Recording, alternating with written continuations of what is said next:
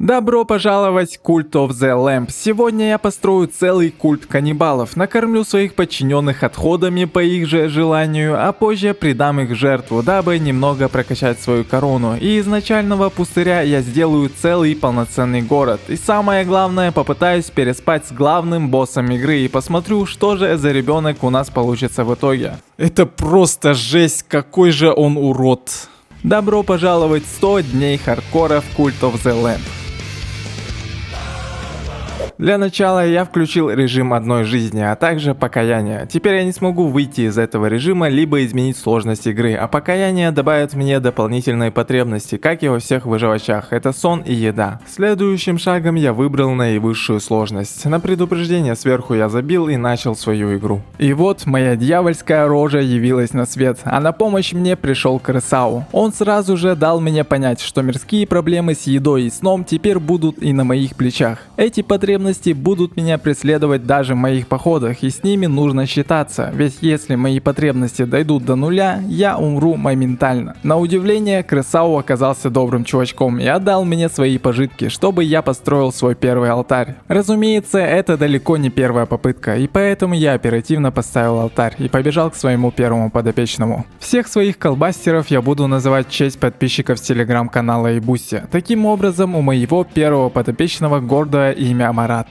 Маратика я приодел в форму пятерочки и отправил строить мой алтарь. И пока мой подопечный воздвигал алтарь, я, не теряя время, начал добывать все необходимые для выживания ресурсы, такие как ягоды, камень и дерево. И построил наконец-то кухню. Приготовил парочку ягодных джемов и утолил свой голод. Сытый и полностью заряженный, я пошел исследовать свои первые данжи. Я и мой подопечный Марат открыли первую дверь, что ведет в чащу. Из оружия мне сразу же выдали молот воителя, а также удар сплэшем. С помощью молота я превратил своих первых противников буквально в фарш и залутал монеточки. В следующей комнате меня встретил Кланек. Этот мужик любитель погадать, и при каждой нашей встрече будет выдавать две рандомные карты на выбор, а уже с помощью его карт я буду собирать билды в моих забегах. От Кланека я получил больное сердце, а в конце этажа из сундука я залутал ожерелье для Маратика. И мне наконец-то дали выбор, куда я могу пойти дальше, но выбор был невелик. Здесь меня встретил продавец реликвий Хемах. У него я забрал неплохую такую себе реликвию и пошел дальше.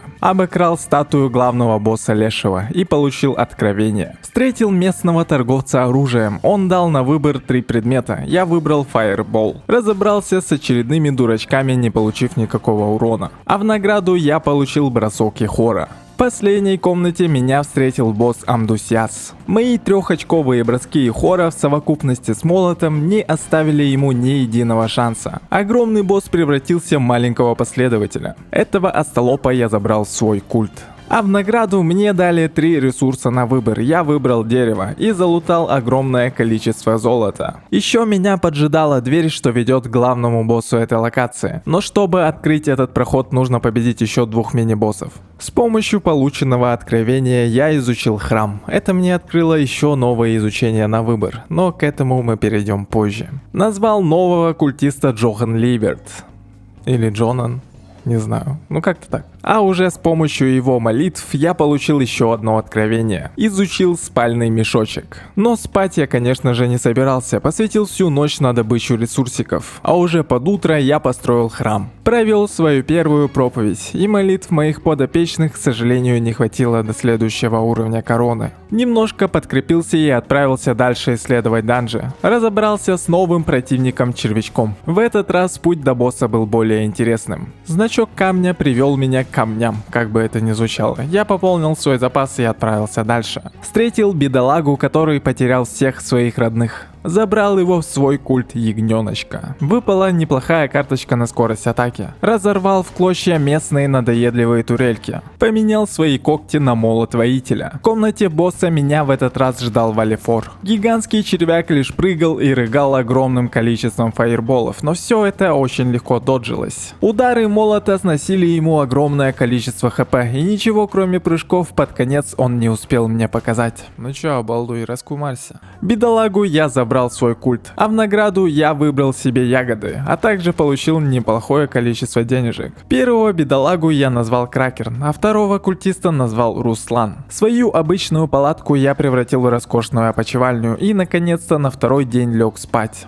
Утром я провел проповедь и прокачал свою корону до 1 уровня. За это я получил дополнительную половину сердца навечно. А также моя проповедь прокачала уровень доверия у одного из культистов. И за это он мне выдал последнюю часть обелиска. Обелиск нужен для создания новых заповедей в моем культе. Первое, что я провозгласил, это веру в загробную жизнь, чтобы после очередной смерти у моих болванов не съехала крыша. Чтобы обеспечить себя пропитанием, я посадил 4 ягодных куста. В данже мне снова повезло и выпала карта на скорость атаки. Встретил паучка, который продавал последователя. Конечно же, я забрал его в свою банду. Накромсал очередных дурачков в капюшонах. В награду я получил щупальца Тура. Следующий босс, что поджидал моей крови, это был Барбатос. Барбатос оказался любителем ядовитых плевков, которые вполне себе легко доджить. Во второй стадии он начал накидывать надоедливые шипы по земле. Битва была легкой, но очень затяжной. Новый культист отправился в мою деревню, а я в награду забрал дерево и немножко монеток. Пока меня не было в деревне, мои культисты намолили мне новое откровение, и я изучил фермерский набор. Наступил 4-й день, и Марат попросил меня дать название поселению. Название поселению я дал СДХСО, что обозначает 100 дней хардкора с одной жизнью. Да, я очень гениален. С помощью молитв моих подданных я прокачал корону до 2 уровня и взял перк истощающее оружие. Испробовал новые ядовитые клинки в деле, и могу сказать, что это полный кайф.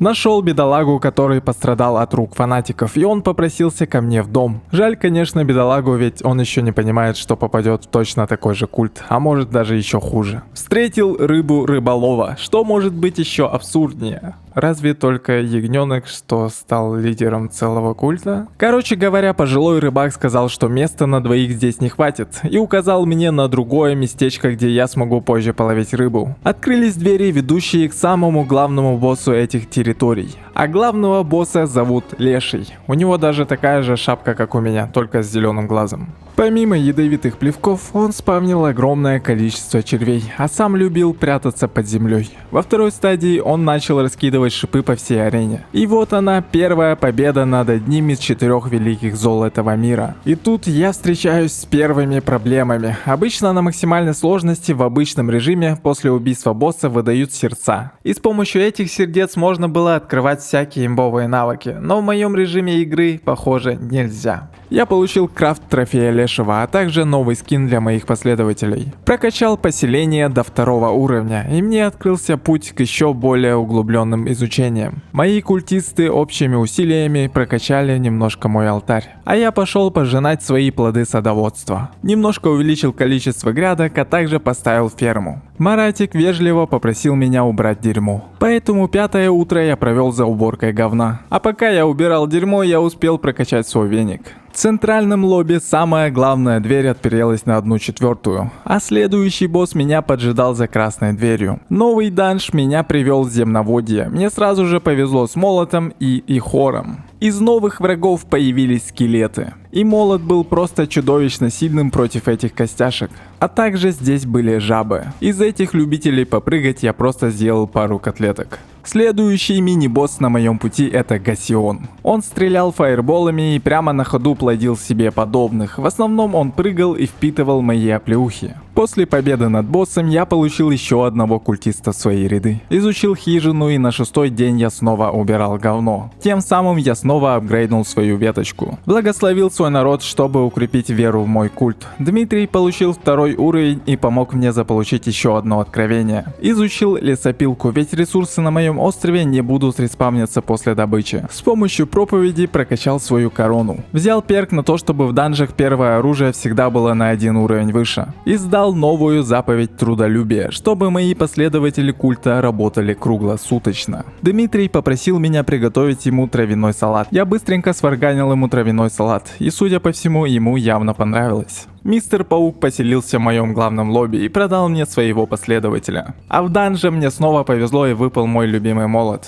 В следующей комнате меня встретили грибоголовые, которые собирали дурманные грибы для своего вождя Содза, а также предложили мне тоже насобирать грибов и получить за них награду в грибном гроте. Конечно же я согласился, но собрал свои первые грибы немножко негуманным способом, ведь я все-таки руководитель культа. Мистер Хэллоп снова предложил мне последователя, которого продал за бесплатно.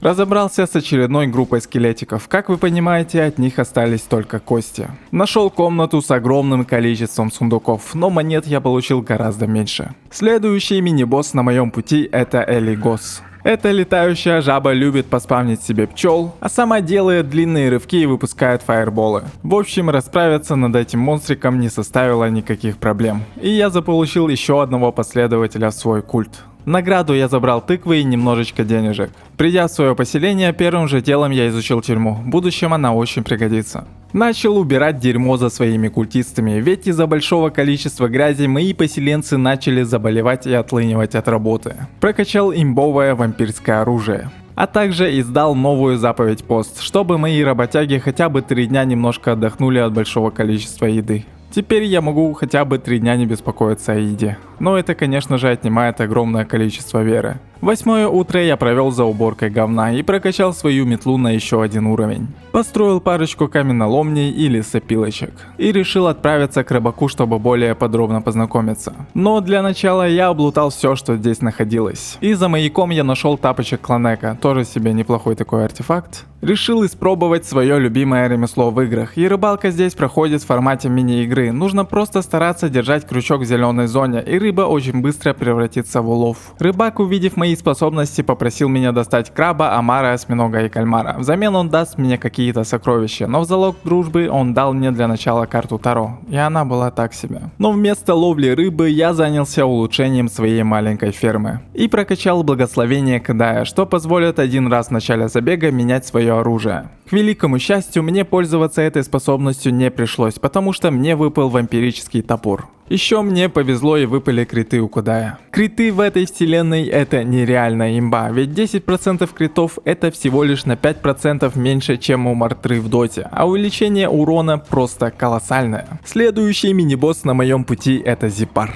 Эта красная лягушка призывала себе подмогу и сама бросалась бомбами. Хоть эти бомбы он кидал довольно часто, но они очень долго приземлялись, поэтому победить этого дурачка не составило никаких проблем. Просто доджить эти атаки слишком уж легко. Очередная победа и новый культист отправляется в мое поселение. В этот раз в награду я забрал золотые самородки. Изучил святилище, чтобы обычные материалы превращать в более продвинутые. На 10-е утро я собирал плоды трудов моих культистов и получил вторую половину красного сердца. Дмитрий попросил меня принять парочку несчастных больных людей в свой культ, и конечно же я согласился. Но сразу же принимать их в свой культ я не стал, подожду пока накоплю ресурсы на лечебницу. В данже я встретил какую-то змею Флинки. Она сказала, что идет к Крысау и предложила мне устроить соревнования в костях. Еще я пожертвовал одним красным сердечком, но взамен я получил 2 бирюзовых. Наткнулся на черного кота, который устроил раздачу на спавне. У него я забрал одну часть скрижали за бесплатно. Нашинковал очередных лягушечек до костей. Обменял у оружейника свой топор на истощающий мушкет. Встретил гусеницу повара, которая за бесплатно отдала мне семена тыквы. Испытал недавно полученный мушкетон в деле, и хоть урона у него было мало, но с ним можно было довольно-таки безопасно обезоруживать толпы врагов на этажах. Двери, ведущие прямиком в главную комнату босса, оказались открыты, и меня встретил Хикат. Этот гигант выпускал огромное количество пчел изо рта, против которых моя волына оказалась довольно-таки годной. Также Хикат любил наносить быстрые удары при помощи своего языка. В целом мушкетон был отличным выбором против этого босса, но наносил мало урона, поэтому эта битва была супер затяжной. И я даже успел ослабить свою бдительность и остался с половиной сердца. Но, наверное, лишь с помощью молитв моих культистов я одержал победу в этой битве. Это просто пиздец. В награду я получил крафт трофея босса, а также немножко монет. Да, это очень и очень скудно. Придя домой, я удивился, потому что Марат пошел против меня. Прокачал тайное оружие, что позволяет наносить еще и тяжелые удары. И ввел новую заповедь в наш культ. Теперь мы станем культом каннибалов. Да, это жестко. Помните Маратика, что недавно выступил против меня? Так вот, я принес его в жертву, чтобы получить хоть какую-то существенную пользу от этого дебила. Ну что, теперь будете знать, что будет с теми, кто будет против меня выступать, а? Жертва Марата была не зря, ведь я прокачал спиритическое оружие. Начал переработку своих материалов в более продвинутые. И наконец-то построил лечебницу. Остаток дня я провел на своей ферме, просто собирая продукты. И на самом деле ферма просто необходимый элемент, потому что людей нужно кормить. Приготовил тонну еды моим последователям и наконец-то лег спать.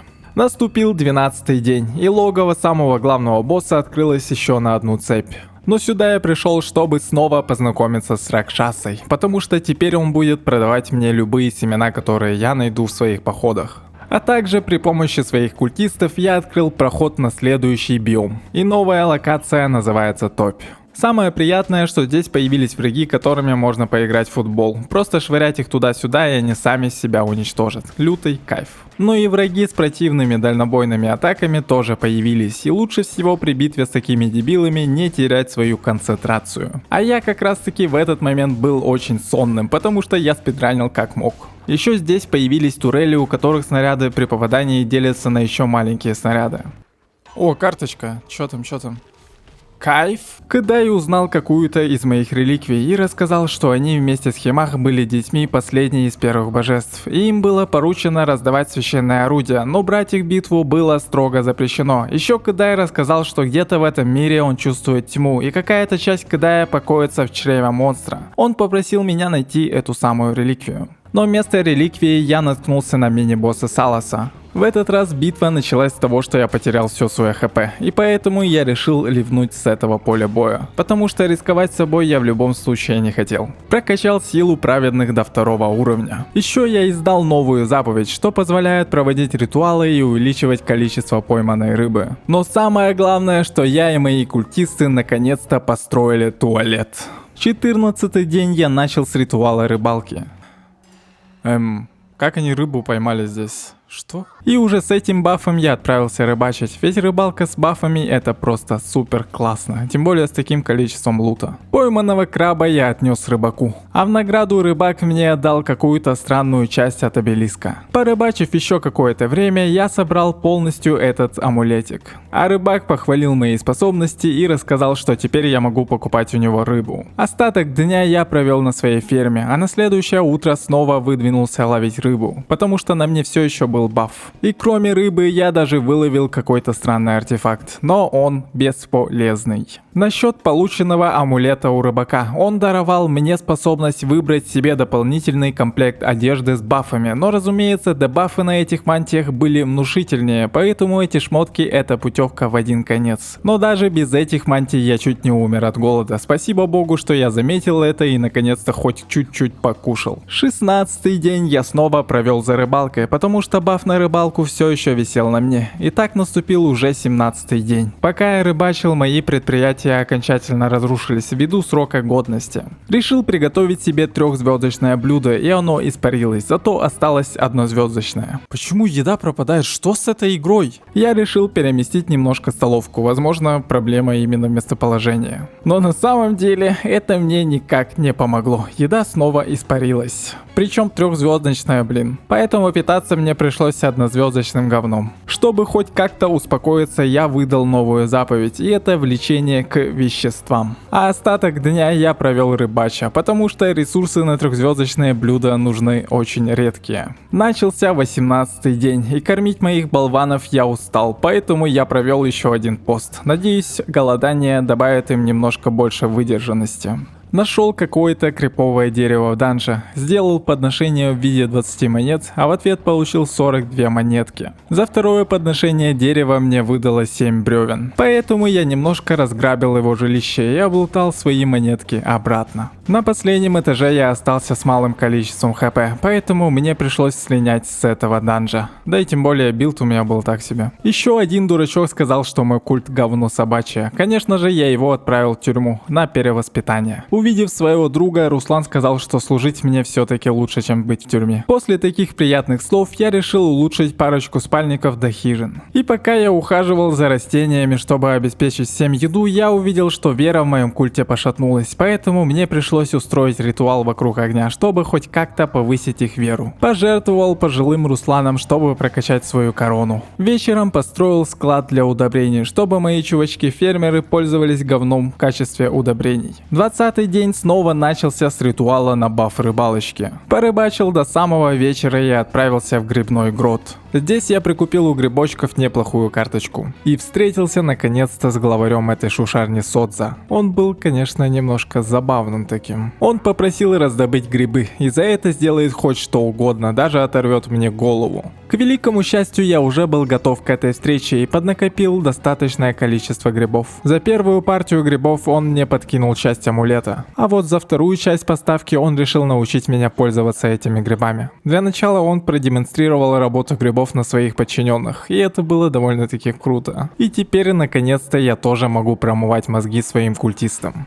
А вдогонку он мне подарил еще одну часть амулета. В своем поселении я построил круг призыва демонов, а после переобучил инакомыслящего и выпустил его из тюрьмы. Мои культисты улучшили алтарь призыва демонов до 2 уровня. В этом алтаре можно из своих подчиненных делать демонов, которые будут помогать в забегах, и уровень демона будет зависеть от веры подчиненного. На следующий день я прокачал силу праведных до 3 уровня. Собрал весь урожай моей грядочки и отправился в хижину Крысау. Крысау предложил сыграть в кости. И правила этой игры очень просты. Главная цель — это насобирать больше всего очков. И для этого можно ставить одинаковые кости в ряд, чтобы умножить свои очки в ряду. Но нужно быть осторожным, потому что такая же кость в ряду противника уничтожит все такие же кости напротив. После победы над этой крысой я получил неплохую карточку Тару. Еще я вызвал на бой Флинки и, конечно же, одержал безупречную победу. В награду Флинки отдала мне карту с защитой от ядов. Немножечко разграбил Крысау и ушел по своим делам домой. В очередной раз горел, потому что еда просто так пропала. Куда еда пропадает? Я не понимаю. Пока я разбирался с этим багом, один из моих последователей умер от болезни. Что? За что мне это? Но его смерть прошла не напрасно, ведь все-таки мы культ каннибалов. Решил построить исповедальню. Исповедальня нужна не только для того, чтобы выслушивать грехи от подчиненных, но и для того, чтобы прокачивать уровень веры культиста. В итоге это позволит получать высокоуровневых демонов. Собственно говоря, Димаса я перевоплотил в демона, и теперь он будет приносить мне сердца. Из другого последователя я сделал демона, который будет приносить эфемерные сердца. Этих ребяток я забрал с собой в топ. Здесь я поиграл в что-то наподобие тенниса и разгромил своего оппонента в пух и прах. Наконец-то дошел до комнаты босса, чтобы взять реванш. В этот раз при помощи своих демонов я без каких-либо проблем просто запушил этого бедолагу и одержал еще одну победу над боссом. Пока я занимался своими деловыми делами, Джохан Либерт умер от старости. Нет, Джоан, не умирай. Пусть еще на мясо. Но покоиться ему осталось недолго, ведь я изучил оживление. Довел своих культистов до экстаза при помощи грибов, и хоть их взгляды были немножко затуманены, но вера в меня стала безупречно сильна. Пока я ухаживал за своей прекрасной фермой, какой-то паук решил украсть у меня тыкву, а когда я поймал воришку, он превратился в какую-то странную хренотень. Что произошло, я не понял. Сколько проходил игру, ни разу такую хрень не видел. В новом забеге в топ мне повезло и выпал вампирский кинжал. Встретил Клинка и Бопа. Оказалось, они тоже идут играть в кости у Крысау, и в последний раз, когда они собирались, этот бедолага проиграл свою руку. Перед этим я еще сказал: руку даю на отсечение, что выиграю. Ну, выиграл мужик. В общем, он предложил мне прийти и поиграть в кости, как будет время. Но для начала я решил пообузить кинжал, ведь его дополнительная тяжелая атака — это просто имба. Даже огромные мобы с большим количеством хп просто отлетают от этой атаки. Еще мне повезло с одной из карт. Крит, пожалуйста. Оу! Кинжалы в связке с критами сделали свое дело, и я одержал победу над очередным мини-боссом в топях. Изи. Легко. Кинжал — это имба. Как же мне повезло с критом. Изучил смертоносное оружие. 27-й день я начал с того, что принял новобранцев и переименовывал их. Но среди них были больные культисты, которых я вылечил в лечебнице. Чтобы хоть как-то улучшить жизнь моих последователей, я улучшил их спальники до хижин. Также я неплохо наварился, продавая рыбу на местном аукционе. Но еды мне крайне не хватало, поэтому я провел пост для моих культистов. И вернул с того света Джонана Либерта. И сдал новую заповедь уважения к старикам, потому что скоро все мое поселение превратится в стариков. Наконец-то пришло время улучшить свое поселение до 3-го уровня. Найс. Один из моих последователей, Miserable, попросил у меня миску с говном. Как бы я ни хотел, но я не смог ему отказать. И кажется, ему реально понравилось это чудо-юдо. Как же он радостно несет говно. Это просто жесть. В очередном забеге собрал какой-то суперсильный билд. Мне даже выпала радужная карта, которая увеличила скорость атаки в 2 раза. Просто зацените, в какой пулемет я превратился. В дебрях данжа встретил пирата Плимба, и он был готов обменять что угодно за звонкую монету и пригласил меня поторговаться прямо в его убежище. Добрался до комнаты 3-го мини-босса Вельзевула. С 0,0 секунды моя самонаводящаяся магия просто уничтожила этого бедолагу. И уже с помощью ножа я просто дошинковал этого дурачка. Конечно, уворачиваться от атак пришлось, но это было не так уж сложно. Отправился в убежище того самого пирата. Плимба сразу наехал на меня и обвинил в том, что я убиваю епископов. Оказалось, после смерти главных боссов на локациях появляется чудовище с названием Свидетель. И он попросил меня уничтожить этих монстров и принести ему их глаза за какую-то там награду. Еще оказалось, что Плимба продает карты Таро, которые, собственно говоря, я все купил. Как уже недавно говорил, в деньгах у меня нет проблем, потому что я могу просто продать редкую рыбу. Улучшил ферму до 2-го уровня, и теперь мои балбесы будут собирать весь лут в сундуки. Платон попросил меня помочь с его любовной аркой. Он сказал, что ему нужны цветы из чащи. Конечно же, я согласился ему их принести. Эти цветочки в чаще растут где попало, поэтому собрать их не составит никаких проблем. Не знаю почему, не знаю каким образом, но мне снова повезло с картой на скорость атаки. Ой, как жестко. Чё мне так везет? И даже молот, что сам по себе медлителен, стал херачить, будто это какой-то кинжал. Наконец-то наткнулся на виноград и самое главное на хмель. Добрался до логова свидетеля, и разумеется, с моим билдом я просто раздавил этого монстра, словно какую-то плюшевую игрушку. С него я залутал тот самый глаз, что нужен Плимба. На следующий день я отдал все цветы Платону в надежде, что у него все получится. Вернул из лап смерти Дмитрия, который недавно умер от пожилого возраста. Апгрейднул силу праведных до 4-го уровня. Отдал недавно полученный глаз свидетеля Плимба, и он награду мне дал кусочек амулета. Вкусно. Обыграл в кости Клинка и Бопа. Награду они мне дали карту, но она реально так себе. Не знаю, кто этим будет пользоваться. Прокачал святилище до 2-го уровня, и теперь я могу перерабатывать гораздо больше ресурсов. Решил расставить трофеи побежденных боссов. Да и в целом посвятил немного времени на декорацию моего поселения. Позже ко мне пришел Платон и сказал, что цветы не помогли, и попросил меня организовать ужин и приготовить аппетитный овощной салат. Спойлер, я до сих пор не знаю, как приготовить этот долбанный салат. 34-й день я начал с пожертвования моего пожилого культиста и изучил священное имбовое оружие. В первом же забеге мне выпал священный кинжал. Вдогонку мне выпали криты и остаточный хор плюс. Дошел до комнаты главного босса этой локации Кальмара, но потерял почти все свое хп, поэтому мне пришлось со всей гордостью слинять с поля боя. Но есть и хорошая новость. Я испытал весь кайф от того, что мои культисты начали собирать весь урожай вместо меня. Прокачал силу праведных до 5-го уровня. В связи с тем, что количество культистов начало стремительно расти, я увеличил свою ферму еще на 1 селекцию. И впервые познакомился с огромной кучкой говна. Что это? Как они это выстроили вообще? Охренеть. Прокачал свое поселение до 4-го максимального уровня. Увеличил количество предприятий на моем островке и изучил тайны кинжалов. Превратил своих культистов в демонов и полетел на новый забег. И я убедился, что время, потраченное на прокачку, прошло не зря, ведь я просто выкашивал этих огромных мобов. У Химаха мне повезло и выпала кость Лапласа. Так я еще и наролил полное красное сердечко. В этот раз я был полностью готов схлестнуться с Кальмаром. В битве против Кальмара приходилось уклоняться уклоняться от его пулеметных очередей. А также он был довольно-таки неплохий в ближнем бою. В общем и целом, в битве против кальмара я был максимально осторожным и даже не пытался каким-либо образом заспидранить босса, чтобы не совершить банальных ошибок, и босс-кальмар в итоге оказался побежден. Изи.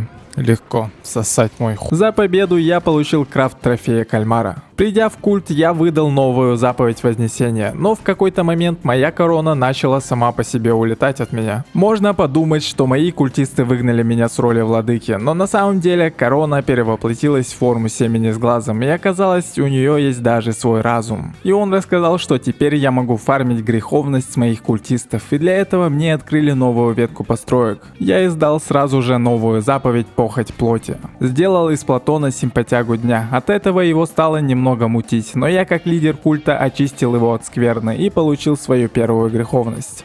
Пока я занимался разгрузкой удобрений, голый Димас подошел и попросил его выслушать. Он выразил свою преданность нашей партии и попросил вознести его в ученики. Но на такую услугу мне не хватило тупо костей. Поэтому за 3 слитка золота и 1 греховность я немножко улучшил интерьер в моем храме. Как красиво. Целых 3 дня потратил на гринд, улучшал свои здания и ходил в данж постоянно, чтобы хоть как-то нафармить себе ресурсы. О, как я обожаю эти раунды, это просто satisfaction. Кстати, ну неплохо так-то получили ресов. И пока я тупо гриндил, 2 моих культистов закончили жизнью. Я и мои демоны разобрались с очередным свидетелем в топях. С него мы залутали еще 1 глаз. Пока я выдавал очередную новую заповедь, один из моих культистов решил покинуть мое поселение. Отдал Плимба глаз свидетеля и заполучил последнюю часть амулета. Я и мои работяги открыли проход к последнему 4-му епископу. Перед походом в новый данж я приготовил кучу блюд моим культистам и расставил тотемы урожая по всем фермам, чтобы увеличить скорость плодения моих растений. Новый данж назывался Шелковая колыбель, и как можно понять по названию, здесь появились новые всякого рода паучки. А зайдя вглубь, я познакомился с гусеницей Вериф, которая мастерски шьет всякие элегантные костюмы. Она открыла мне для изучения ателье и за 5 золотых слитков подогнала скромное одеяние. Дошел до комнаты мини-босса Фокалор. Этот паучок в битве был очень слабым, тем более у меня был кинжал, что просто пронзал его насквозь. И поэтому я одержал легкую победу в очередной раз. Издал новую заповедь Материализм, чтобы мои культисты ценили все, что я для них делаю. И воскресил одного из самых старых последователей. Улучшил на ферме все тотемы урожая до 2-го уровня. В данже увидел какое-то странное дерево, которое указало мне путь в золотую пещеру Мидаса. Пещера Мидаса открыта всегда и для всех. Хорошо. Еще я познакомился с мерзкими личинками, которые нужно успеть уничтожить, пока не вылупились членостоногие твари. В ином случае пауки заполонят всю арену, и хоть с ними расправиться можно с легкостью, но тратить лишнее время в иной раз, конечно же, не хочется. Следующий босс на моем пути — это Випар. Он распылял всякие ядовитые лужи и отлично впитывал дополнительные удары от моих кинжалов, так что этот монстр оказался повержен. Очередной последователь решил показать, что он очень умный, и этого дурачка я отправил прямо на небеса. Очередной культист умер от старости. Из него я приготовил супец и попробовал на вкус. И хоть вкус был отвратный, но это полностью восстановило мой голод до максимального уровня. Решил обручиться с давним моим последователем. Это нужно было, чтобы восстановить немножко веру в мой культ. После свадьбы я сразу же открыл сезон рыбалочки. А карта, что за карта? О, влюбленные 2 плюс 2, найс, это имба. Построил огромную емкость для семян и начал перерабатывать свои монетки в золотые слитки. В данже встретил чувачка с именем Шруми, и он был крайне агрессивно ко мне настроен. Оказалось, что Шруми тоже идет играть в кости к Ресау и пригласил меня поиграть с ним. Построил любовный шатер и инкубаторы рядом с ним, чтобы самому растить новых поселенцев. В целом мой геймплей превратился в тотальный гринд, в котором я уничтожаю в пух и прах все, что вижу на карте. Решил свести своих поселенцев в одной лачуге, чтобы заполучить еще одного поселенца. И мне дали возможность выбрать особенности моему маленькому поселенцу. Я выбрал королевское пищеварение и доверчивость. В итоге родители оставили яйцо и пошли дальше. И похоже, именно мне придется ухаживать за этим чадом. Ночью 2 последователей умерли от старости. Да, это грустно. Утро началось с еще одной просьбы. Меня попросили найти потерянного брата в чаще. Но для начала я решил разобраться с мини-боссом Хауресом. И мне приходилось всего-то уклоняться от его огромного количества снарядов. И под конец я начал слишком самонадеянно себя вести. И в итоге был на краю от смерти, но еле как победил этого пожилого скорпиона. Больше никогда так выебаться не буду. Это последний раз было. Хоть я и вернулся в поселение с победой, но мои пожилые культисты снова начали умирать. Так еще и вдогонку один из моих культистов полностью ливнул из моего поселения. Ладно. Чтобы хоть как-то увеличить преданность моего культа, я всех накормил едой, а сам питался какими-то отходами. Фармил данжи я не просто так, а чтобы посвятить Дмитрия в свои ученики, в надежде, что он будет мне хоть как-то помогать. У него даже нимб появился. Хорош, брат. Надеюсь, ты будешь помогать мне теперь. Глубокой ночью мой свежевыпущенный ученик сплел мне целую тираду о том, насколько он благодарен моему культу каннибалов, и что это великая честь быть моим учеником. Вместе с этим открылись новые постройки, предназначенные ученику. На следующее утро я поставил кухню для моих последователей, а также изучил последний перк в ветке моей короны, и теперь корона была полностью изучена. Решил проведать пещеру Мидаса, и здесь меня встретил какой-то странный чувачок с именем Мидас. Что-то крипово выглядит. Итак, вы в пещере Мидаса. Мы предоставляем услуги на самом высоком уровне. Если вы ему соответствуете, милости просим. Если же нет... Прошу вас, осмотритесь, чувствуйте себя как дома, не буду вам мешать, возникнут вопросы, обращайтесь. Для начала я купил у него все карты, которые были в продаже. А также не знаю почему, но я решил отдать ему одного последователя в жертву, и мой малыш превратился в какую-то статую. А в награду я получил осколок медальона. Короче, это полное фуфло. Но мне они особо не нужны, поэтому жалко моего кореша. Зря я его сюда продал. Решил поиграть в кости против Шруми и одержал безупречную победу. В награду я получил карту «Внутренняя сила». Но пока я развлекался, еще один культист умер от старости. В новом забеге мне очень повезло с картами, так еще и выпала священная реликвия Ухимаха. Но музыка недолго играла. Мой бывший работяга Олег, что покинул культ, вылез из сундука и захотел со мной расправиться на месте. И как назло, битва с ним была тяжелее, чем битвы с епископами, ведь я потратил все свое накопленное здоровье, чтобы противостоять Олеже.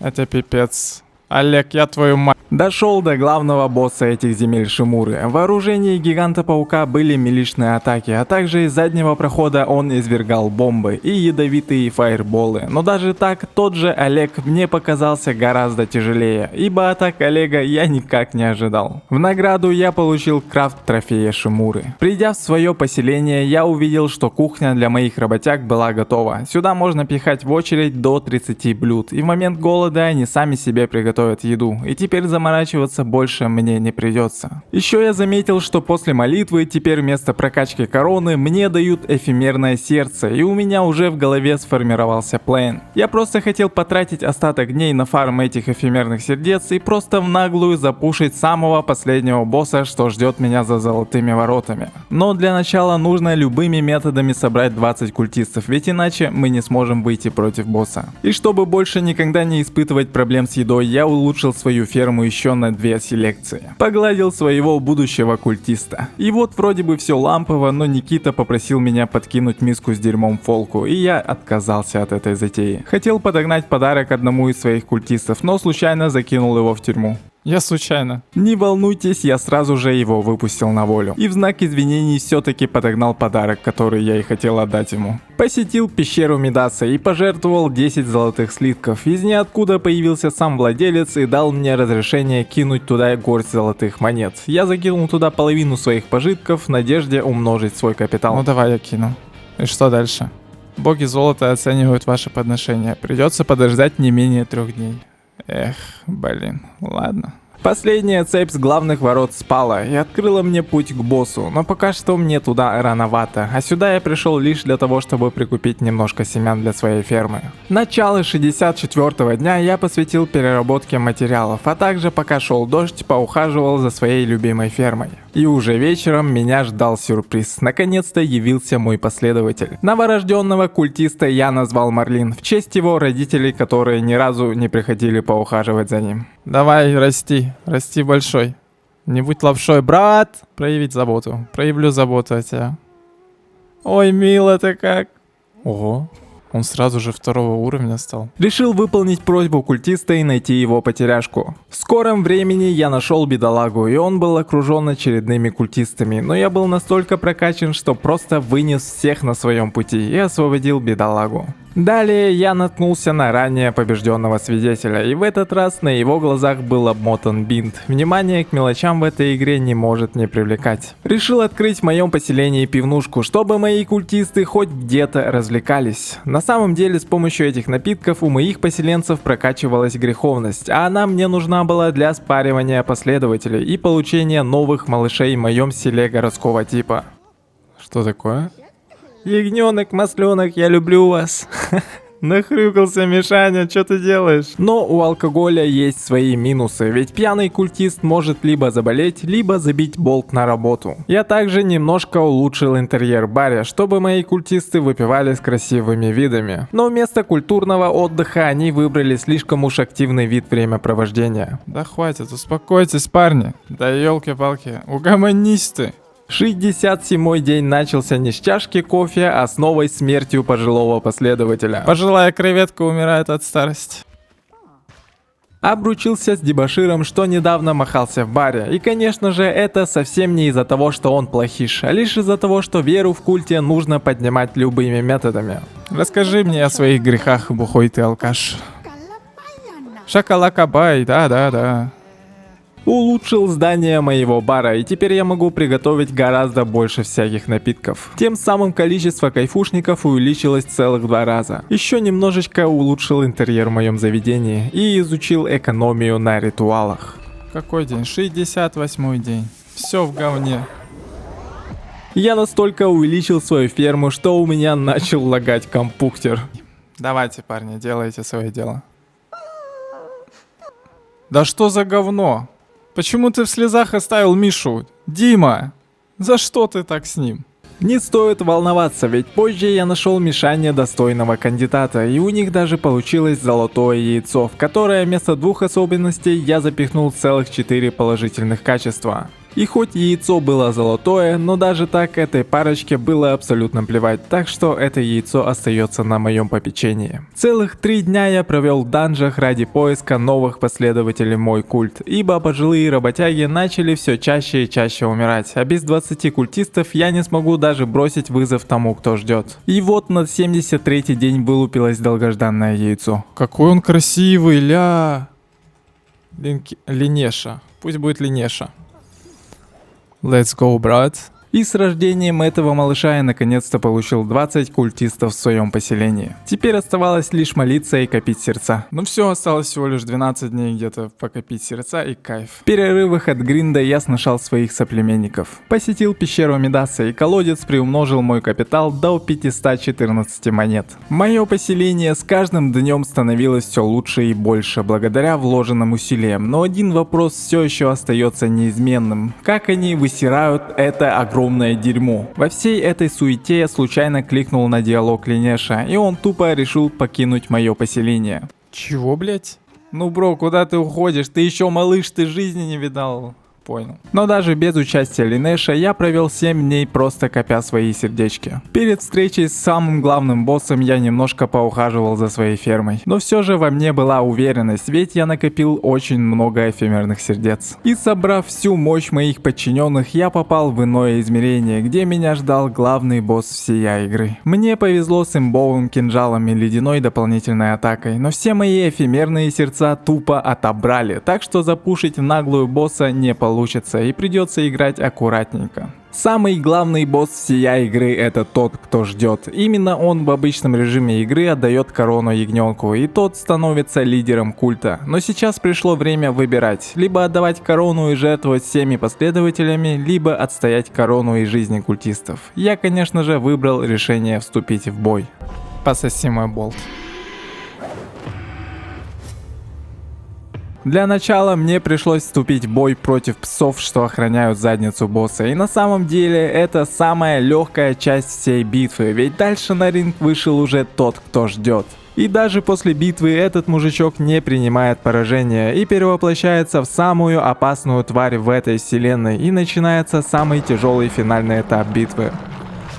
Он показательно моих последователей втыкает в кресты, а сам достает свои глаза, с которыми мне и придется для начала разобраться. Первый глаз сломать несложно, а вот потом уже начинается вакханалия, ведь сам босс присоединяется к битве и всеми возможными и невозможными способами мешает уничтожить эти глаза. После расправы над вторым глазом его фаерболы начали заполнять всю арену. В этот момент мои яйца сжались до состояния стали, но я все это выдержал. И наконец-то, уничтожив третий глаз, я оставил его совсем беспомощным, и воткнув пару раз в него кинжал, я одержал полную, почти что безупречную победу. А этот огромный монстр принял свой изначальный облик, и теперь за все мои страдания он будет отвечать, отрабатывая последние 15 дней в культе. Мои ребяточки вернулись в мои лапы правителя, и осталось еще 15 дней. Придя на базу, я сразу же сделал из него своего культиста. И в честь победы устроил мини-пирушку у себя в баре. И приступил к самой интересной части, а именно скрещивание моего клона с тем, кто ждет. Но шансы на удачное яйцо были крайне малы. Но каким-то образом моя удача прокнула на 100%, и у нас все получилось. Реально прокнуло 15%? Жесть. Интересно, что будет, что вылупится вообще? Теперь осталось всего лишь подождать пару дней и увидеть, что же вылупится из этого яйца. В храме я увидел, что добавились еще какие-то робы. О, новые костюмы открылись. Даже эти костюмы это полное говно. Даже в лейтгейме. Жесть. В самом главном лобби с данжами передо мной явилось какое-то сверхсущество.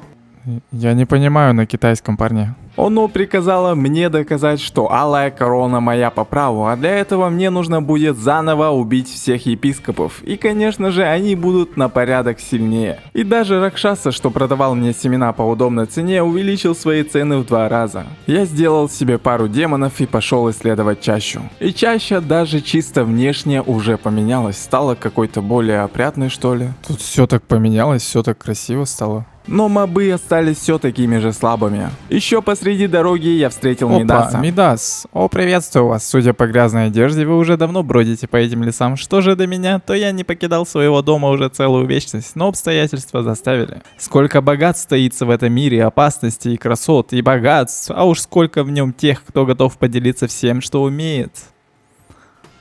Опа. Ты меня... Он меня ограбил? О, твою мать. Ненавижу. За что? Что-то я сгорел немножко.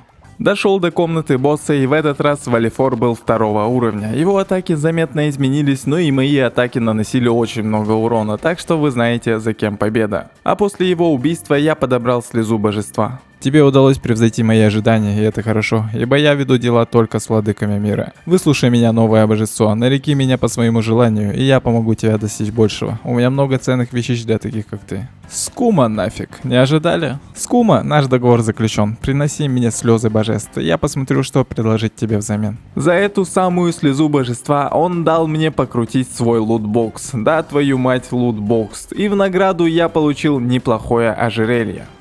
Украшение, помогающее последователю вернуться с задания невредимым. Ну, ладно.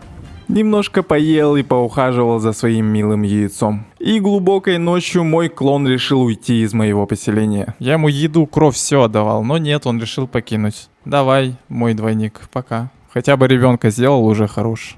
Незаметно наступил 88-й день, и разумеется мне пришлось поспать, потому что я долго не спал. И на следующий день мой ребенок наконец-то вылупился. Что-то он уродливый какой-то. Ну, впрочем, как и я в жизни, наверное. Это просто жесть, какой же он урод. Это я специально, чтобы в начале ролика это записать. Ребеночка я назвал очень банально, тот, кто скума, и отправился на встречу со следующим боссом. Из интересного, этот монстр научился спавнить огромное количество червей на помощь, но благо у меня был кинжал с его имбовой тяжелой атакой, поэтому Амдусиас оказался повержен, а я залутал слезу божества. Отдал слезу, чтобы открыть лутбокс, и мне выпала самая дрянь. какое же говно он мне дал. Ха-ха, какое же говно. Еще и одну часть, а не полную. Следующий босс — это Барбатос 2 уровня. Во второй стадии он расставил свои бесконечные шипы и тем самым ограничил мне передвижение, а сам в этот момент плевался ядом и призывал приспешников, но в конце концов в Барбатосе я оставил только дыры. Снова отдал слезу божества взамен на лутбокс, и в этот раз мне выпала какая-то странная плита. Как оказалось, это аналог обычной скрижали, и с ней можно точно так же издавать заповеди, и, к сожалению, прям новых заповедей не добавилось. Все то же самое, просто проходит по второму кругу, как я понимаю. Теперь на моем пути встал полноценный босс Леший, но у него особо ничего не изменилось, изменилась только арена, добавились всякие ловушки. В итоге победу я одержал, не получив никакого урона. Че он такой легкий вообще? А также Леший вернулся в свою первоначальную форму и теперь будет служить на благо мне. В этот раз я залутал целых 3 слезы. Сверхсущество открыло мне какое-то чистилище, и как оказалось, это что-то вроде дополнительного данжа, которое я могу посещать лишь раз в день. И пока я буду находиться в чистилище, время снаружи просто замрет. И мне показалось это неплохим бонусом. Но для начала я отдал все свои слезы сверхсуществу, получил скин для моих последователей, скелет Бифала и ненужную какую-то хренотень. И наконец-то я прыгнул в чистилище. Как я уже говорил ранее, чистилище — это что-то вроде дополнительного данжа, в котором по пути мы побываем во всех биомах в игре. Но самый прикол, что из этого данжа я выйти никак не могу. У меня просто в наглую забрали способность выходить из данжа. И я заметил это слишком поздно. Как бы я ни старался уклоняться от атак Скорпиона, но мой мозг в один момент поглотила паника, и я умер из-за глупой ошибочки. Игра закончилась, и мой сейф удалился навеки вечные. Спасибо тебе за просмотр и отдельная благодарность Бусти подписчикам. Дай вам бог здоровья. Не забывайте подписываться на телеграм-канал, Twitch и YouTube channel. Еще лайк поставь, пожалуйста, не забудь.